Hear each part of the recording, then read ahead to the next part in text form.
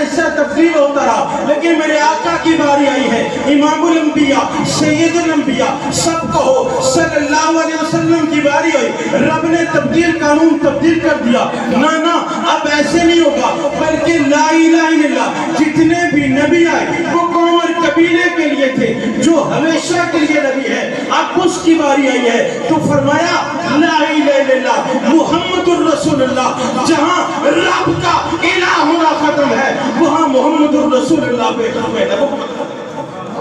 اب قیامت تک رب کے بعد کوئی رب نہیں، حضور کے بعد کوئی نبی نہیں۔ اور کلمے کے اندر بڑی زبردست بات بتانے چلا ہوں۔ پہلا کلمے کا جز ہے لا الہ الا اللہ، بے نقطہ۔ نقطہ ہے بولیں، کوئی نقطہ نظر آئے کسی کو کبھی؟ اس لیے کہ رب کی ذات بھی بے نقطہ ہے، اس لیے کہ لفظ اللہ بھی بولیں، لفظ اللہ بھی بے نقطہ ہے۔ اور میں آپ کو ایک اور بات یاد بتاؤں، اللہ ہر عیب سے پاک ہے، یہ جملہ درست نہیں ہے۔ یہ کہہ تو دیتے ہیں لیکن درست نہیں ہے۔ یہ اللہ ہر چیز کمزوری سے پاک ہے، اس لیے کہ وہ الہ ہے۔ اور عیب کا لفظ نبوت نبیوں کے لیے استعمال ہوتا ہے کہ انبیاء ہر عیب سے پاک ہے، اس لیے کہ رب تو کھانے سے بھی پاک، پینے سے بھی پاک، ہر چیز سے پاک ہے۔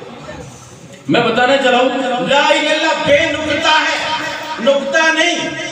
اور محمد الرسول اللہ بھی بے نقطہ ہے، نقطہ نہیں۔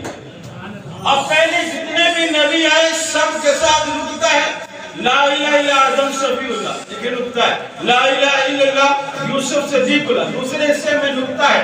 نقطہ کیا مطلب؟ ان کے نام کے اوپر ڈاٹ ہے، نقطہ جسے ہم کہتے ہیں، جیسے با کے نیچے نقطہ ہے، تا کے اوپر دو نقطے ہیں۔ اسی طرح جتنے بھی نبی آئے پہلا جز بغیر نقطے کے ہے، دوسرے جز کے اوپر نقطے پہ جاتے ہیں۔ لیکن میرے آقا کی باری آئی وہ قانون تبدیل کر دیا، کہا جیسے پہلا بے نقطہ ہے اس طرح دوسرا بھی بے نقطہ ہوگا۔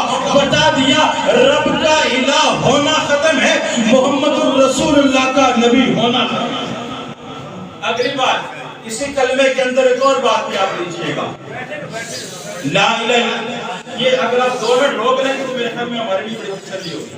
آپ کو 5 منٹ نہیں دیں گے لگانے کے لیے، کیونکہ لوگ آپ کو دیکھیں گے مجھے نہیں دیکھیں گے۔ ذرا کھانا آ جائے پھر مولوی کا درمیان میں رہتا ہے، اس لیے آپ 2 منٹ کے لیے بس، ابھی تو افطاری کا ٹائم ہے بھی ہے نا،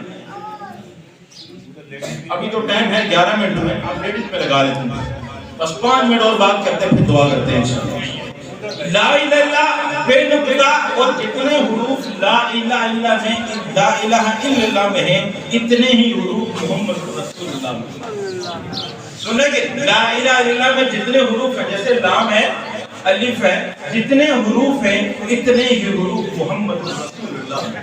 تو پھر میں کیوں نہ کہوں ہوں لاکھوں سلام اس آقا پہ، خود لاکھوں جس نے توڑ دیے، دنیا کو دیا پیغام سکون، انسانوں کے رخ موڑ دیے۔ اس محسن عالم نے کیا نہ دیا انسانوں کو، دستور دیا، منشور دیا، کہیں راہیں دی کہیں موڑ دیے۔ سب سے پہلے مشیت کے انوار سے نقش روح محمد بنایا گیا، پھر اسی نقش سے مانگ کے روشنی بس میں کونوں مکان کو سجایا گیا۔ وہ محمد بھی احمد بھی محمود بھی، اس نے مطلق کا شاہد سے مشہود بھی، علم و حکمت میں وہ غیر موجود ہے، ظاہراً انبیوں سے اٹھایا گیا۔ کس لیے ہو مجھے حشر کا غم اے قاسم، میرا مولا ہے وہ، میرا آقا ہے وہ، جن کے ہاتھوں پہ کوثر سجائی گئی، جن کے قدموں پہ جنت بسائی گئی۔ سبحان اللہ۔ ہمارے لیے پہلی بات کرنے چلا ہوں، پہلی نعمت اللہ نے ایمان کی دولت سے نوازا ہے، دوسری نعمت اللہ نے امام الانبیاء کی امت کا پیدا کیا، تیسری نعمت مختصر اللہ نے ہمیں محبوب دو عالم امام الانبیاء صلی اللہ علیہ وسلم کا سب سے بڑا معجزہ قرآن مجید عطا فرمایا۔ قرآن مجید فرقان حمید، پہلے جتنے بھی کتابیں آئیں وہ ساری تبدیل ہو چکی ہیں، ان کی زبانیں بھی محفوظ نہیں، ان کی زبانیں بھی محفوظ نہیں، ان کے اوراق بھی محفوظ نہیں، لیکن قرآن پہلے دن سے جیسے رب نے بھیجا ہے بعین ہی اسی طرح الحمدللہ آج نوجوان کا نوجوان بھی وہی قرآن مجید پڑھ رہا ہے۔ کہے الحمدللہ۔ ہمارے لیے فخر ہے کہ ہم امام الانبیاء صلی اللہ علیہ وسلم کی امت میں پیدا ہوئے. تو میرے دوستو آخری بات, قرآن سے تعلق جوڑیے گا, قرآن سے محبت کریے گا. قرآن کو پڑھیں, زبانی پڑھیں تب بھی ثواب ہے, دیکھ کر پڑھیں تب بھی ثواب ہے, نماز میں پڑھیں تب بھی ثواب ہے, نماز کے بغیر پڑھیں تب بھی ثواب ہے, کھڑے ہو کر پڑھیں تب بھی ثواب ہے, بیٹھ کر پڑھیں تب بھی ثواب ہے, وضو کے ساتھ پڑھیں گے تب بھی ثواب ہے, نمازی تراویح میں پڑھیں گے تب بھی ثواب ہے, تراویح میں سنیں گے تب بھی ثواب ہے, فرض کی نوافل پڑھیں گے تب بھی ثواب ہے, نفل میں پڑھیں گے تب بھی ثواب ہے, تہجد میں پڑھیں گے تب بھی ثواب ہے, سنتوں میں پڑھیں گے تب بھی ثواب ہے. قرآن کو پڑھنا تو ثواب کی بات ہے. یہ میں آپ کو ایک بات عرض کر کے بات ختم کرتا ہوں. ایک شخص دنیا فانی سے رخصت ہوتا ہے, اسے کسی نے خواب میں دیکھا, ارے بابا بتا تو سیا تیرے ساتھ معاملہ کیا ہوا. کہنے لگا رب نے بخش دیا ہے, اللہ نے مجھے جنت کا فیصلہ فرما دیا. ارے تجھے تو کچھ آتا نہیں تھا, پڑھنا آتا نہیں تھا, تجھے یہ جنت کا فیصلہ کیسے ہو گیا. کہنے لگا واقعی میری زبان بھی عربی نہیں تھی, میری زبان بھی کوئی اور تھی, فارسی زبان جانتا تھا, مجھے قرآن پڑھنا نہیں آتا تھا, لیکن میری ایک ادا رب کو پسند آئی ہے جس کی وجہ سے اللہ نے میرے لیے جنت کا فیصلہ کر دیا.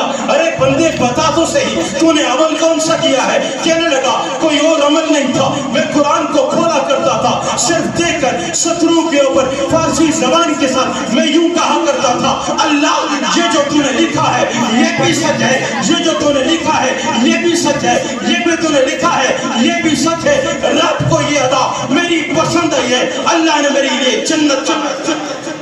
سبحان اللہ. کیوں نہ ہو ممتاز اسلام دنیا بھر کے دینوں میں, وہاں مذہب کتابوں میں, یہاں قرآن سینوں میں. قرآن سے کپڑا جڑے قابل رشک ہو جائے, گدا جڑے قابل رشک ہو جائے.